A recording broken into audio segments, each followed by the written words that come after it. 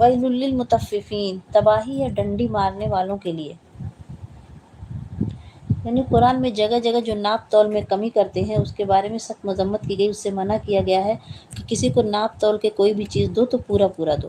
اب اس ناپ تول میں وہ ساری چیزیں آتی ہیں کہ جو لوگوں کی چیزیں بیچی جاتی ہیں، کپڑا ہے، غلہ ہے، کوئی بھی چیز ہے، یا پھر انسان کہیں جاب کرتا ہے تو وہ پورا ٹائم، جتنا ٹائم اس کے لیے مخصوص ہو کتنے ٹائم تک اسے جاب کرنی ہے تو وہ پورا ٹائم نہیں دیتا، اس میں ڈنڈی مارتا ہے، ٹائم میں ڈنڈی مارتا ہے۔ یہ جو کام سپرد کیا گیا وہ پورے ایمانداری سے نہیں کرتا ہے، اس میں ڈنڈی مارتا ہے۔ تو